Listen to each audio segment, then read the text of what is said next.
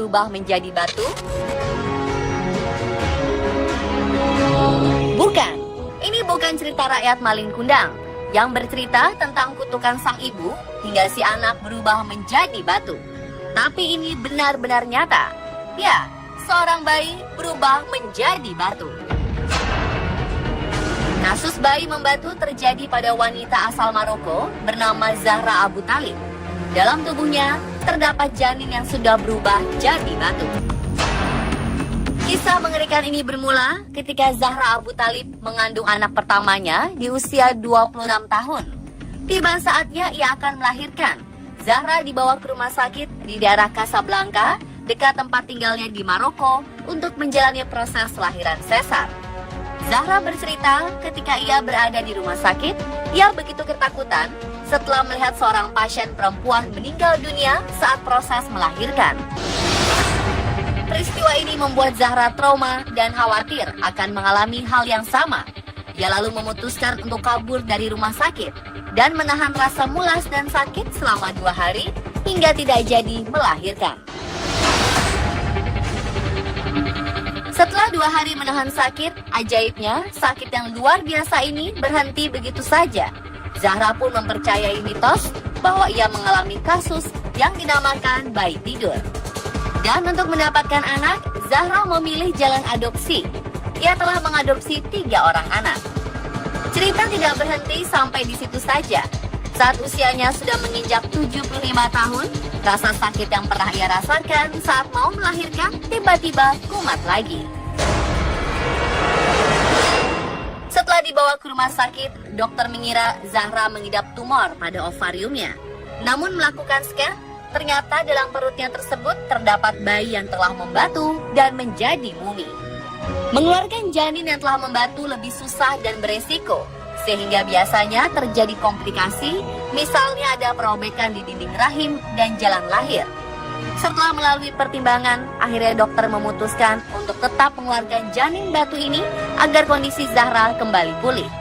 Fosil janin ini berukuran 3,1 kg dengan panjang mencapai 42 cm.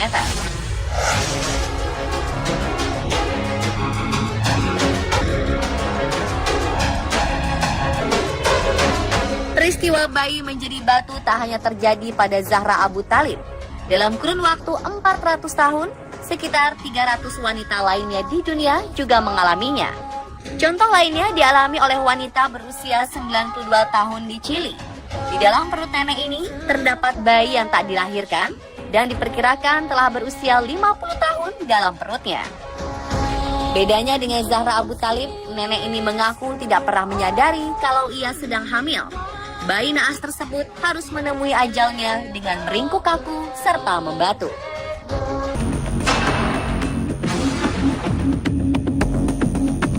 Setelah melalui pertimbangan panjang, dokter memutuskan untuk tidak melakukan operasi pengangkatan bayi batu tersebut karena akan terlalu beresiko, mengingat usia nenek yang sudah sangat tua. Si nenek pulang tanpa mendapat pengobatan.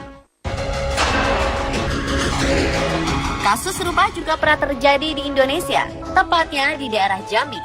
Awal Maret 2017 lalu, perempuan yang diketahui sudah berumur 60 tahun mengandung hingga puluhan tahun. Namun anehnya, sang ibu tidak sadar bila dirinya sedang mengandung sang bayi. Peristiwa langka ini diketahui setelah sang ibu memeriksakan diri ke dokter. Saat dicek, barulah diketahui bahwa perempuan asal Kabupaten Tanjung Jabung Timur ini tengah mengandung, namun bayinya tersebut telah membatu. Diperkirakan usia kandungannya sudah berusia 37 tahun. Sayang, sang buah hati telah tiada. Ia telah lama meninggal dunia di dalam perut sang ibu. Bayi yang menjadi batu ini telah diangkat melalui proses operasi.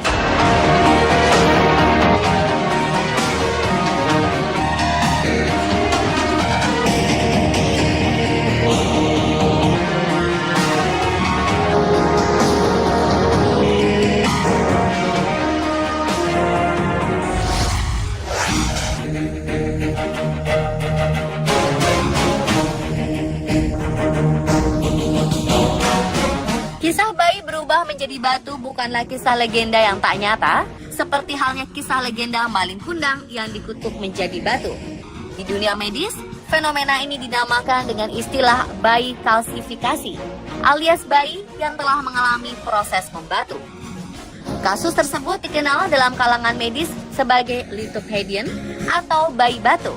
Litho berarti batu dan pedium artinya anak.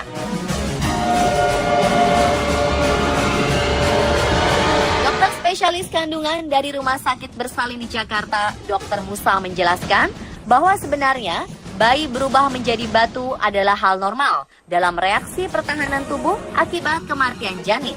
Karena itulah proses kehamilannya pun terhenti dan akhirnya janin di dalam tubuhnya mengalami proses pengapuran.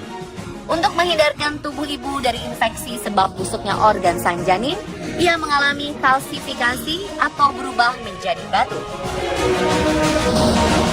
Jadi sebetulnya lithopedion itu adalah janin itu sendiri yang kemudian prosesnya karena meninggal. Kalau kecil dia akan diserap kembali oleh tubuh, diresorpsi namanya. Tapi kalau gede, sudah besar, diresorpsi pun tidak akan habis sehingga tertinggallah yang namanya janin tadi. Kemudian dia akan membentuk semacam bungkus yang namanya pengkapuran, kalsifikasi, dan kemudian mengeras. Tujuannya sebetulnya mekanisme untuk tubuh sendiri supaya tidak terjadi infeksi. Nah, pengerasan itu sendiri kemudian disebut dengan lithopedion. Dr. Musa menyebutkan, kasus seperti ini biasanya terjadi pada kehamilan yang tidak disadari, atau biasanya sang ibu tidak melakukan pemeriksaan ke dokter kandungan.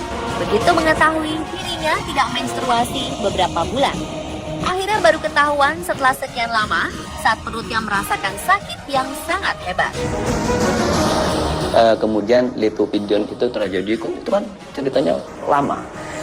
Satu, yang bersangkutan tidak melakukan pemeriksaan kepada dokter. Ketahuannya setelah sakit yang luar biasa baru dilihat, baru ada itu kan.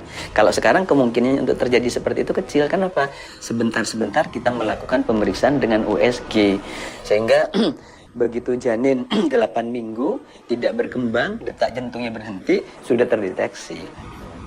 Jadi tidak akan sempat untuk terjadi lithopedion tadi, kecuali di tempat terpencil, kemudian dia tidak melakukan pemeriksaan USG, ya kemungkinan masih bisa terjadi. Berbeda dengan kasus Zahra Abu Thalib, dia tahu kalau dirinya tengah hamil, namun memilih untuk menahan proses lahiran dan menyimpan bayi di kandungannya selama bertahun-tahun. Kasus tersebut sangatlah aneh dan langka, sebab yang kita tahu, wanita yang telah masuk dalam masa melahirkan tidak bisa ditahan-tahan. Beberapa kasus melahirkan di jalanan, di pesawat, di angkutan umum, atau di perjalanan menuju rumah sakit adalah contohnya. Bagaimana pendapat Dr. Musa mengenai kasus Zahra Abu Thalib ini? Di dalam kehamilan, tentunya hormonal kehamilan yang akan tumbuh atau meningkat. Nah, begitu kehamilan itu cukup bulannya, kasarannya hormonal untuk kehamilannya menurun, hormonal untuk melahirkannya yang meningkat. Sehingga begitu cukup bulan, proses persalinannya akan timbul dengan sendirinya. Tapi ada orang-orang tertentu yang hormonal yang merangsang untuk timbulnya kontraksi supaya melahirkan itu tidak timbul-timbul. Oleh karena itu kalau tidak timbul, ditimbulkan. Jadi artinya kalau proses berjalan terus kemudian kita menahan supaya tidak berjalan, nggak bisa. Diakui oleh Dr. Musa, cukup banyak ibu yang tak menyadari janinnya sudah meninggal, bahkan janinnya membatu atau mengeras. Hal ini terjadi karena kurang pekanya sang ibu, terlebih lagi karena tak ada reaksi penolakan pada tubuhnya. Merasakan mual-mual pun juga tidak bisa dipastikan hamil kalau tidak memeriksakan diri. Ya, sebetulnya kalau kehamilan itu ada dua tanda, subjektif sama objektif. Kalau subjektif itu merasa tidak haid, bisa orang itu merasa hamil sehingga timbul mual segala macam. Tapi kalau objektif tentunya pertama tidak haid, kemudian dilakukan pemeriksaan semacam tes kencing. Nah, kalau tes kencingnya positif, pasti itu akan dinyatakan hamil. Kalau ditambah lagi dengan pemeriksaan USG, di situ akan terlihat buah konsepsi, pasti dia akan dinyatakan hamil. Tapi memang belum tentu orang hamil itu mempunyai keluhan. Tidak semua orang, artinya mual dan muntah tadi belum tentu, sifatnya individual. Jadi tidak berarti orang mual, muntah bisa dipastikan, diartikan bahwa itu hamil, tidak.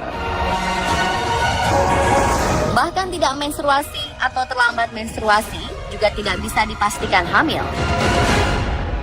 Kalau misalnya orang tidak menstruasi, bisa saja karena gangguan hormonal, sehingga keseimbangannya terganggu, sehingga dia tidak haid, tidak menstruasi, tapi tidak hamil, bisa saja.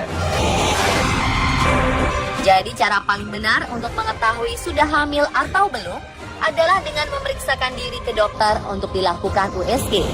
Begitu pula dengan tanda-tanda kematian janin di kandungan. Janin tidak bergerak, detak jantung menghilang, kram atau sakit perut, semuanya hanya dapat diketahui dengan melalui pemeriksaan USG. Mendengar kesimpulan dari Dr. Musa, berarti kita semua tidak perlu khawatir akan kasus bayi membatu atau berubah menjadi mumi dengan memeriksakan diri Anda ke dokter secara rutin. Dan pemirsa, itulah tadi penjelasan mendalam mengenai bayi batu versi on the spot. Semoga menambah pengetahuan kita ya.